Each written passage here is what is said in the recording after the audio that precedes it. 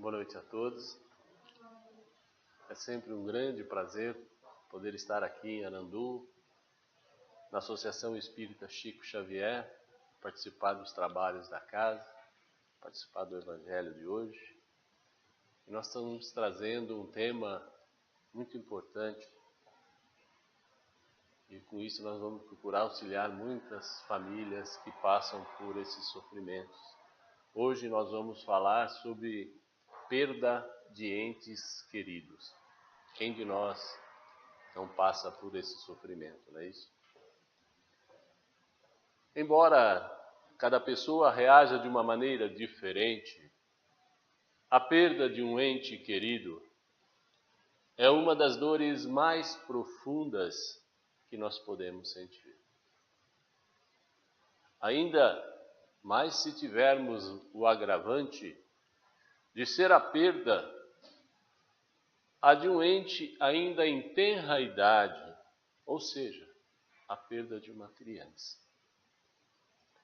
A ausência do convívio diário, saber que não vamos mais conversar, que não vamos mais abraçar, nem ver aquela pessoa tão amada, acaba gerando uma dor profunda, uma dor que eu diria inenarrável.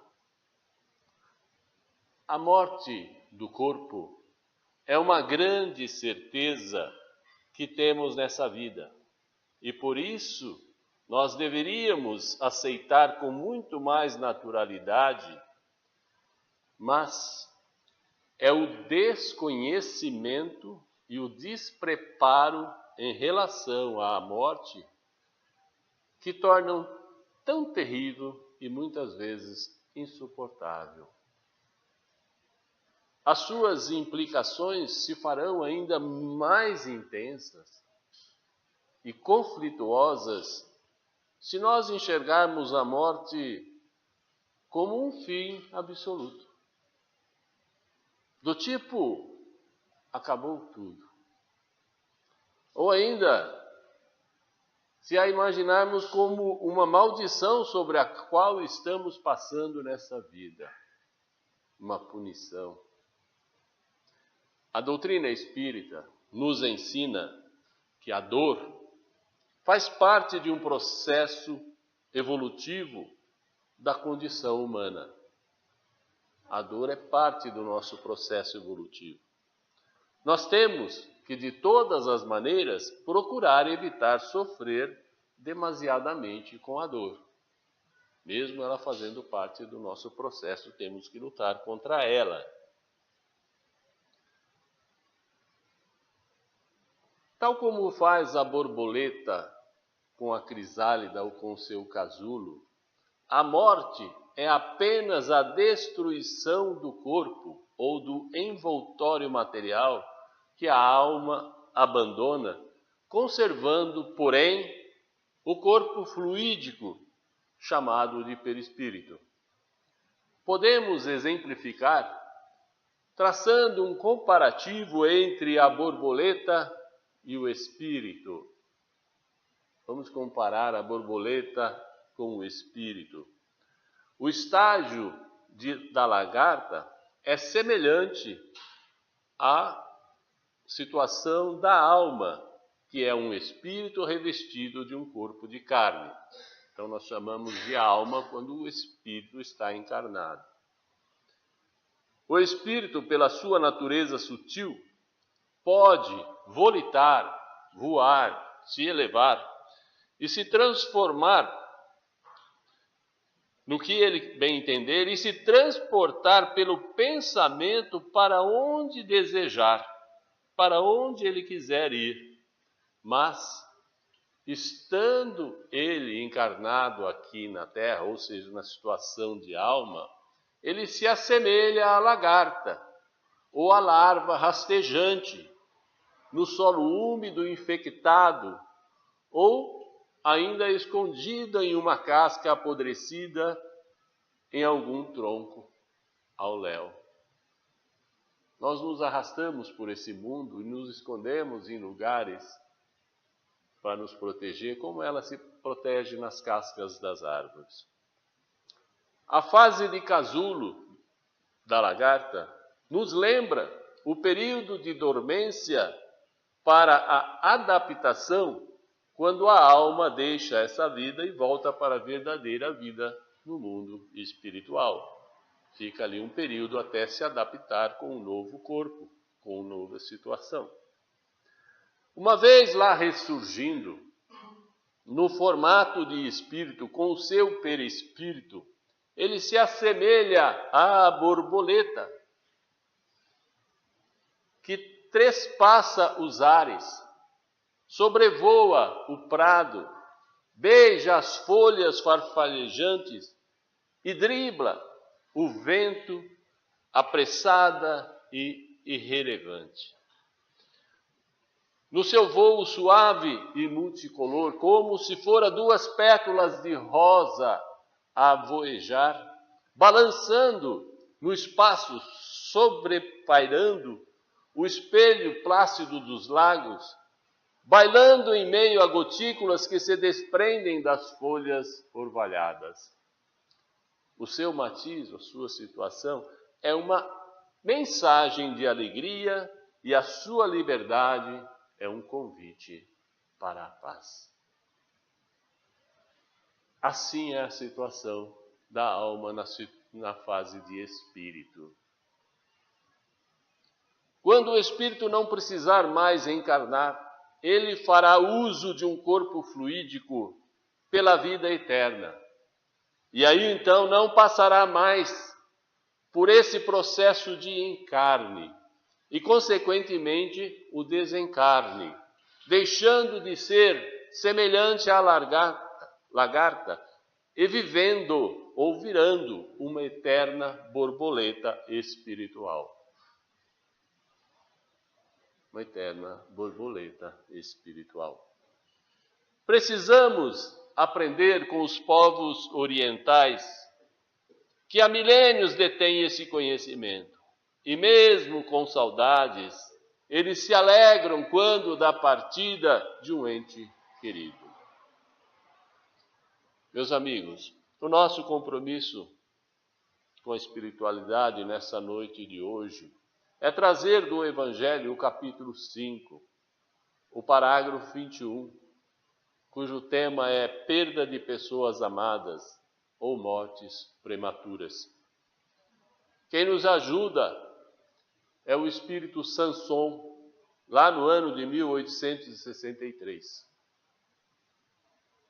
Sanson quando encarnado, foi um ex-membro da Sociedade Espírita de Paris. E ele nos deu esse depoimento já na fase de espírito. Faz parte do item 21 desse capítulo 5. Diz o Sanson: quando a morte ceifa nas vossas famílias, arrebatando sem restrições os mais moços, muitos antes dos mais velhos, vós costumais dizer: Deus não é justo, pois sacrifica um que está forte e tem grande futuro pela frente, e conserva vivo outros que já viveram longos anos e anos vividos cheios de decepção. Ou então, dizem, Deus leva os que são úteis e deixa os que para nada mais servem, os idosos, despedaçando assim o coração de uma mãe, privando-a da inocente criatura que era toda a sua alegria. Muito comum a gente ouvir essas coisas, né? Eu, particularmente, nesse texto do Sansão, eu abro um parênteses aqui para dizer que isto é o que se caracteriza blasfemarmos contra os desígnios de Deus. Estamos fazendo uma blasfêmia contra Deus. Isso acontece, em parte, por causa do nosso grande sofrimento. Tá? Então isso é levado em conta porque estamos sempre sofrendo muito. Ou então, isso acontece pelo desconhecimento da literatura espírita, que é uma literatura consoladora, que nos consola nessas horas. Mas continuemos com o Messias Samson. Diz ele assim: humanos, é nesse ponto que precisais elevar-vos acima do terra a terra da vida, para compreenderdes que o bem muitas vezes está onde vós julgais o mal. A sábia providência divina está onde pensais divisar a cega fatalidade do destino. Ele está querendo dizer aqui que nós olhamos com os olhos dessa vida, no terra a terra, sendo que deveríamos enxergar olhando para a vida espiritual e assim não confundir um bem com um mal, ou uma sábia decisão de Deus com uma fatalidade do destino. Se o que eu estou explicando ainda não ficou claro, eu digo que ele está querendo dizer que a passagem natural de um jovem é muito mais uma bênção do que uma injustiça divina.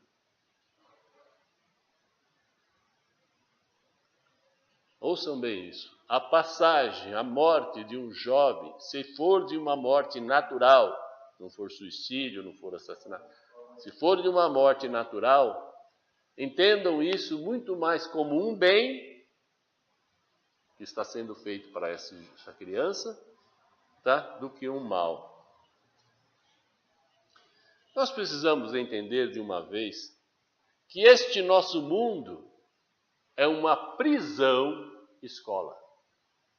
É uma prisão escola. Nós somos espíritos presos em um corpo de carne e estamos retidos no planeta Terra, para que nessa eficiente escola, nesse planeta escola, nós aprendamos como disse a Mauro, a amar. Nós estamos aqui para aprender. Aprender o quê? Aprender a amar. Tanto que, qual é a segunda lei de Deus? Amar. Amar ao próximo. Amar ao próximo. Isso é o que nós estamos fazendo aqui. Eu vou exemplificar. Se por causa, vou falar como se fosse comigo, se por causa dos nossos erros, então eu, minha mulher e meus filhos, estamos detidos em uma prisão. Ok? Estamos numa prisão. Eu, minha mulher e meus filhos, estamos todos presos. Isso é algo ruim, não é? Todo mundo, poxa, família inteira presa, é algo ruim. Eu não posso achar que estando juntos, nós estamos ali num paraíso. Ah, mas nós estamos todos juntos, nós estamos tudo presos. Então nós não estamos no paraíso. Não é algo bom. Pois então, se em algum determinado momento a justiça dos homens resolve que um dos meus filhos já cumpriu a sua pena e merece então receber a liberdade, nós, os pais, logicamente deveríamos ou devemos ficar felizes e ver isso como uma bênção. Concordam comigo? Estamos todos presos, um vai receber a liberdade, todo mundo vamos ficar felizes. Eu acredito que nós jamais enxergaríamos essa separação. A família toda estava presa, um vai ganhar liberdade, então essa separação nós iríamos enxergar isso como uma injustiça cometida pelo Ministério Público. Todo mundo de acordo, ok? Se nós analisarmos a morte levando em conta a vida espiritual, veremos que ela, quando ela é natural,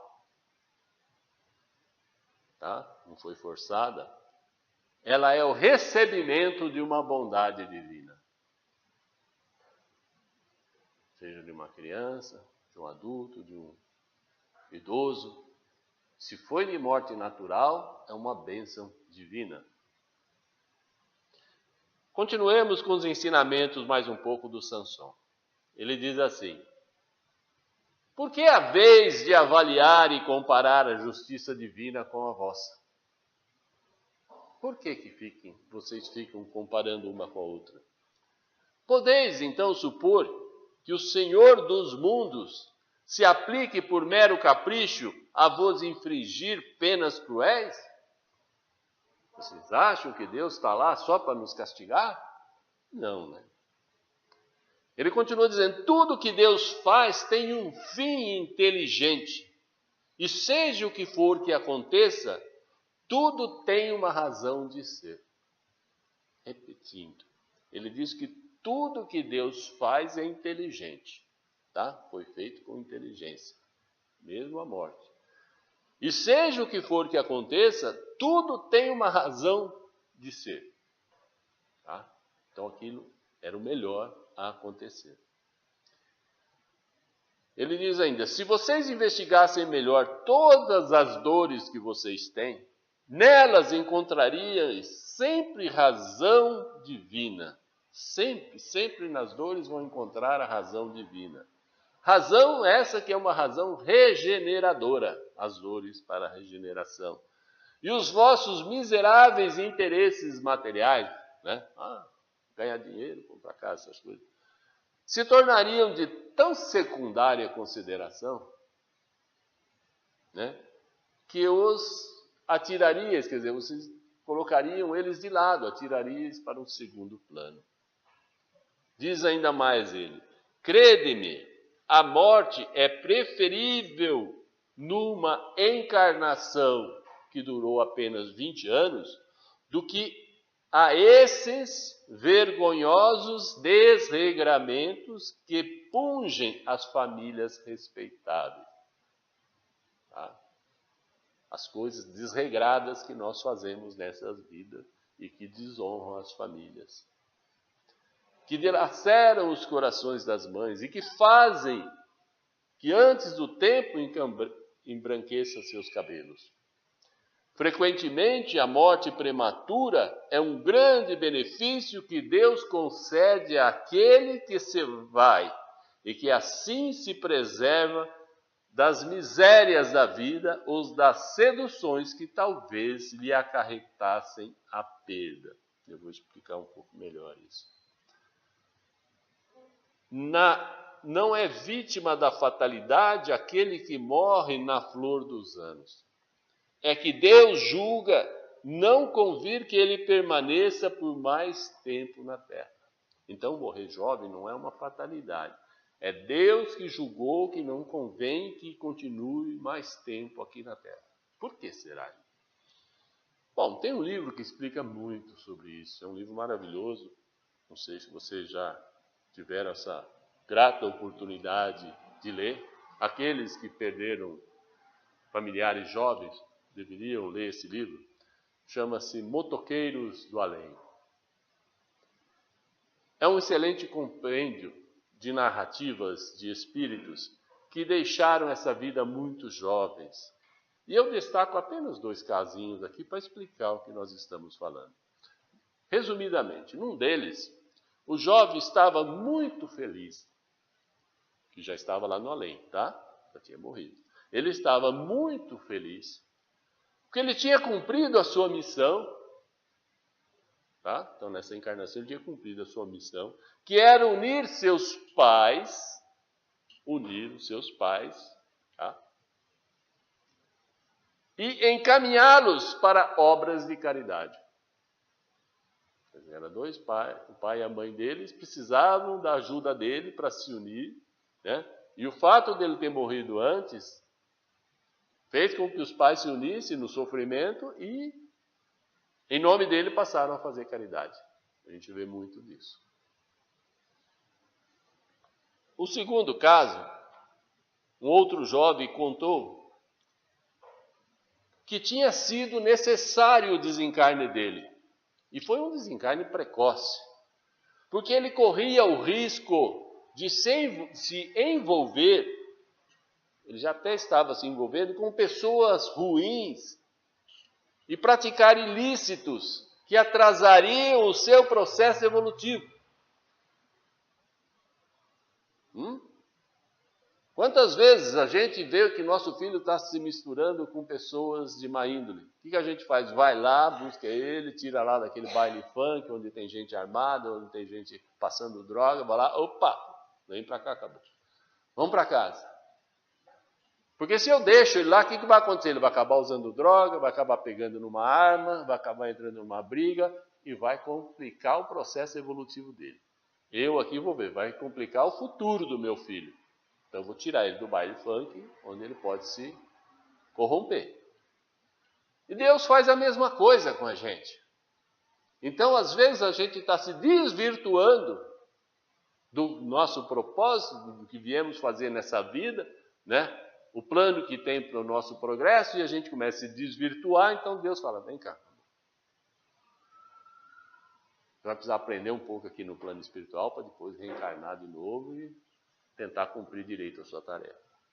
Então tem vários casos lá nesse motoqueiro do além, que serve de orientação, de consolo, principalmente, né? Nossa doutrina tão consoladora, né? Mas e seguindo com Sansão, ele diz mais assim, é uma horrenda desgraça dizeres, né, que dizeis, ver cortado o fio de uma vida, tão prenhe e tão cheia de esperança. Né? Olha, era tão cheio de esperança, tinha tudo pela frente e Deus levou. De que esperanças, diz Sansão, de que esperança vós falais? Da terra? Onde o liberto houvera podido brilhar, abrir caminho, ganhar dinheiro, ter carrões. É isso? É um futuro brilhante? Vocês têm sempre essa visão estreita, incapaz, diz o Sansão, de elevar-se acima da matéria. Sabeis qual teria sido a sorte desse jovem, ao vosso parecer, tão cheia de esperanças? É o que eu acabei de contar na história. A gente sabe se realmente vai ser um futuro brilhante, cheio de esperança. Quem vos diz que ela não seria uma vida saturada de amarguras?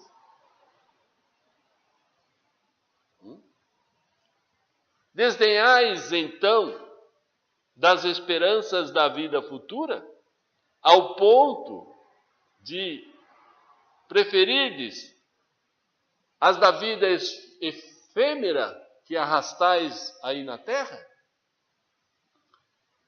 Supondes, então, que mais vale uma posição elevada entre os homens do que uma posição elevada entre os espíritos bem-aventurados? Em vez de vos queixardes, regozijai-vos, quando apraz a Deus retirar deste vale de misérias, que é a vida na terra, um de seus filhos. Então, ele está nos dizendo, agradeçam a Deus, quando Ele resolve tirar aí desse mundo de misérias, de dores e sofrimentos, algum de seus filhos. Agradeçam a Deus. Não seria, diz ele ainda, o egoísmo da vossa parte de desejar que ele aí continuasse para sofrer junto convosco? É a mesma coisa que eu quisesse que meu filho ficasse comigo lá no presídio, na penitenciária, para que a gente ficasse tudo unido. Todo mundo sem liberdade, todo mundo sofrendo ali, em vez dele ir gozar a liberdade dele e poder pensar numa vida melhor. Ah, diz ele, essa dor se concebe somente naquele que carece de fé e que vê a morte como uma separação eterna. Vós, espíritas, porém, sabeis que a alma vive muito melhor quando está desembaraçada do invólucro corporal. Foi o que nós falamos da borboleta, né? O espírito. Mães, sabeis que vossos filhos bem-amados e desencarnados estão perto de vós, sim, estão muito perto. Seus corpos fluídicos vos envolvem e os seus pensamentos vos protegem. Eles ficam nos dando bons conselhos, nos protegendo, nos orientando, como fazem nossos mentores. Ele diz ainda: a lembrança, mães, a lembrança que deles guardais, os transborda, os enche de alegrias, mas também as vossas dores desarrazoadas, ou seja, sem razão alguma, os afligem. Porque eles percebem a falta de fé e exprimem uma revolta da mãe contra a vontade de Deus. Vós, espíritas, que compreendeis a vida espiritual, escutai as pulsações do vosso coração a chamar esses entes bem-amados. Ele continua dizendo: se pedirdes a Deus que os abençoe, em vós sentireis fortes consolações, dessas que secam lágrimas. Sentireis aspirações grandiosas que vos mostrarão o porvir que o soberano Senhor prometeu. E assim, com essa última frase, encerrou o Samson o ensinamento dele. Mas aí alguém ainda poderia, talvez, perguntar: se talvez a passagem, se fizer a passagem ainda jovem, quase sempre é um bom motivo, então o desencarne de um embrião teria o mesmo sentido? Seria por um bom motivo o desencarne de um embrião?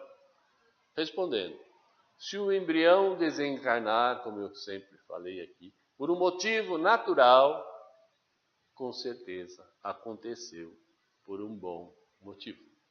Tá? Se a mãe perdeu ele no útero naturalmente, Deus fez isso por um bom motivo.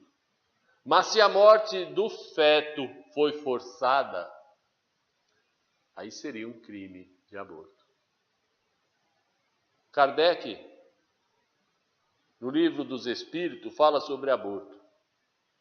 Diz ele assim: uma mãe ou qualquer outra pessoa, por exemplo, um médico, enfermeira, parteira, farmacêutico, que orienta a fazer um aborto, dá o remédio, receita ele mesmo o remédio ali, tá? Cometerá um crime sempre que tirar a vida de uma criança antes do nascimento, pois está impedindo uma alma, de passar nessa vida suportando as provas de que serviria, para a sua evolução. Então, as provas que esse corpo que foi morto iria passar, serviria de instrumento para a evolução desse espírito. Então, é um crime dobrado, ok? Então, meus irmãos, sentir saudade é muito natural. Quem ama, sente saudade. Senão não ama. Se não sente saudade é porque não ama.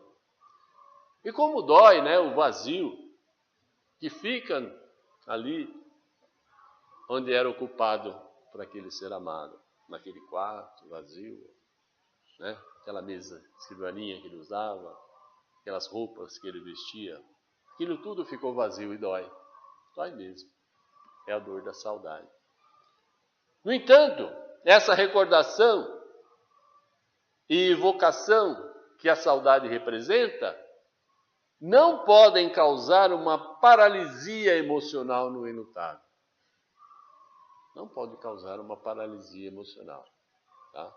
Ele tem que raciocinar, lidar com essa emoção de uma forma consciente e não deixar de lutar. Diante de tal situação, a perda de um filho,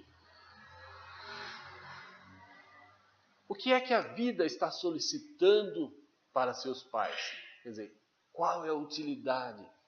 O que isso traz ainda de ajuda, de auxílio, de evolução para os pais? está trazendo para ele a oportunidade do desprendimento. Se desprender das coisas dessa vida terrena. Significa o amadurecimento, a oportunidade do amadurecimento. Permite uma reflexão mais profunda sobre os reais valores dessa existência terrena. Todos os reais valores, tanto materiais como humanos.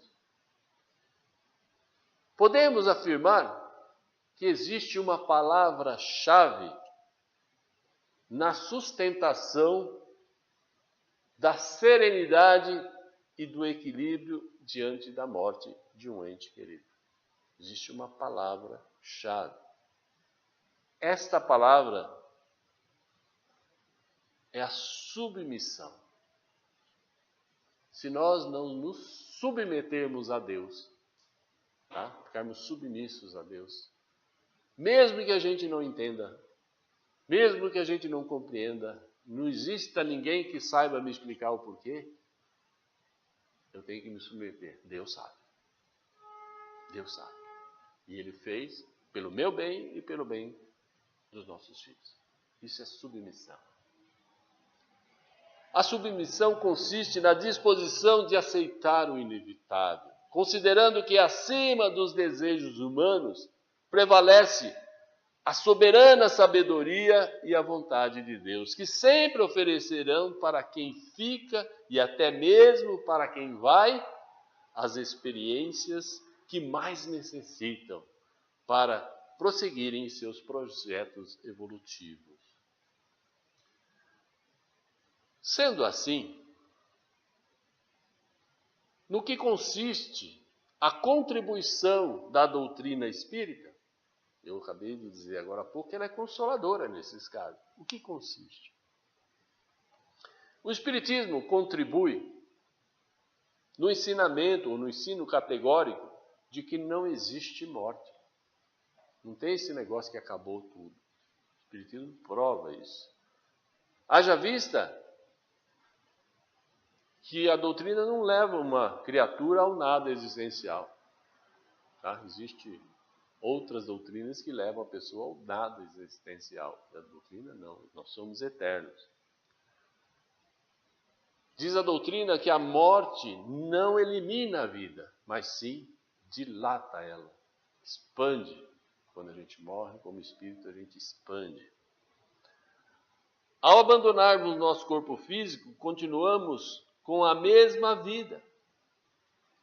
Morremos aqui, tudo que eu pensava, tudo que eu sentia, eu continuo. Tá? Nós lembramos de tudo. Continuamos amando a todos que amávamos aqui nessa terra. E mais aqueles que já amamos lá no plano espiritual. Porém, o espírito compreende e sente isso tudo de uma forma muito mais intensa e muito mais dinâmica. Só que ele sente isso porque ele está naquelas outras dimensões. Kardec, na questão 936 de O Livro dos Espíritos, questiona a espiritualidade maior. Como que as dores inconsoláveis dos sobreviventes afetam os espíritos a que se dirige? Então está perguntando, como é que as dores das mães, dos pais, afetam aqueles filhos que já partiram? Não é isso? Como é que esses lamentos, essa revolta, tudo isso que muitos pais sentem, como é que isso funciona para o lado de lá? E a resposta da espiritualidade. O espírito é sensível à lembrança e ao lamento daqueles que ama. Né? Mas uma dor incessante e irracional, uma dor que não para, irracional, o afeta penosamente. Então afeta a vida do filho penosamente. Porque o filho vê nessa dor excessiva da mãe e do pai, uma falta de fé em Deus, uma falta de confiança no futuro e, por conseguinte, um obstáculo ao progresso dos pais. E talvez até um impedimento ao reencontro dos pais com os filhos quando os pais para lá forem. Como assim? Um impedimento ao reencontro? Sim, gente, isso é uma questão de energia. Quando as pessoas ficam blasfemando contra Deus, não acreditam, Deus não existe, Deus não é justo, Deus não... O que acontece? A vibração deles cai, fica uma vibração umbralina. Então a pessoa, quando vai para o lado de lá, eu quero ver meu filho. Mas como? Você vai estar lá no umbral e teu filho está lá no outro lugar. Ele não vai poder ir para o umbral, nem você vai poder ir para lá. Enquanto você não evoluir lá no mundo espiritual, você não vai poder ver teu filho. Né? Ver, às vezes, eventualmente, até consegue ver assim rapidamente, mas viver junto não. Porque são energias diferentes. Então, ele sofre de ver que os pais não vão poder se encontrar com ele e viver com ele. Ficou claro? Com seus postulados, o Espiritismo proporciona o conforto e os devidos esclarecimentos diante de um momento tão difícil para todos. E quando, efetivamente, os ensinamentos do Espiritismo são por nós estudados e esses ensinamentos são interiorizados, a criatura dispõe da necessária calma, na certeza de que as separações são apenas momentâneas, por algum pequeno espaço de tempo. Obviamente que ela sentirá a falta física do afeto que se foi. Porém, com esses ensinamentos, não sentirá uma ausência total, porque vai sentir a presença, as intuições, como se estivesse, às vezes, se sentindo abraçado pelo corpo espiritual, né, ou pelo perispírito do filho. Obviamente que ela sentirá a falta física do afeto que se foi, porém não a sua ausência total. Ok? Bom, vamos nos auxiliar aqui da Joana de Ângeli, que também nos ajuda a compreender isso aí. Ela diz assim, numa psicografia de Divaldo Franco: a morte prematura de seres amados não tem caráter punitivo. Ok? Como invariavelmente muita gente pensa. Antes de tudo, essa morte significa um prêmio.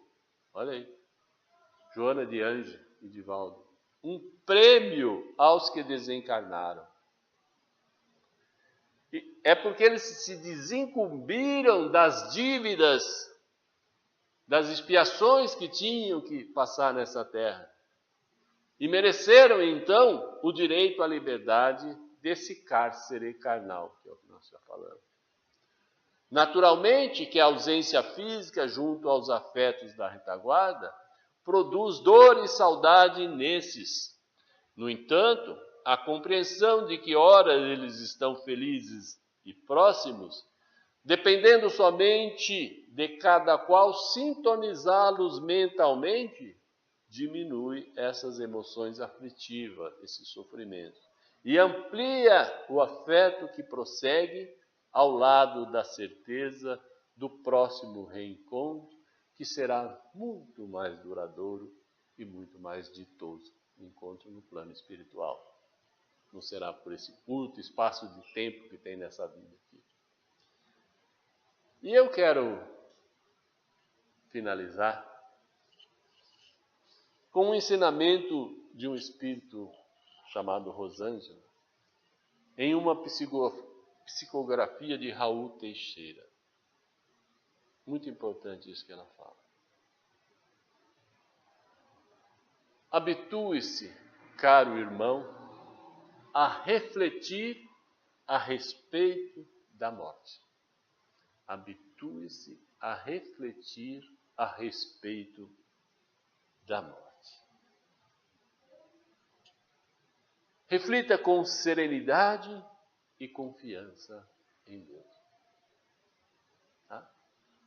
Olha que importante isso que ela está pedindo. A gente não gosta de pensar na morte, né? Ninguém gosta. Tem medo. Não me fala em morte, pelo amor de Deus. Eu morro só de ouvir falar em morte. Não é isso? Mas ela está pedindo para a gente refletir. E ela diz, porque você não ignora que, por mais que a gente se aturda, por mais que a gente se desarvore, por mais que a gente se inconforme, a morte é a única regra para a qual não se conhece uma exceção. É uma regra que não tem exceção. Todos vamos morrer. Então ela fala, habitue-se a se preparar para a morte. Então ela fala, prepare-se para essa passagem, amando aos seus e trabalhando no bem grandioso, trabalhando nas causas de caridade, na ajuda ao próximo, até que você um dia igualmente se transforme em uma ave libertadora da prisão escola corporal. E ela conclui dizendo, a morte tão somente revela a verdadeira vida e ainda mais amplia essa revelação. Pensem nisso. Que Deus abençoe a todos. Que assim seja. Muito obrigado.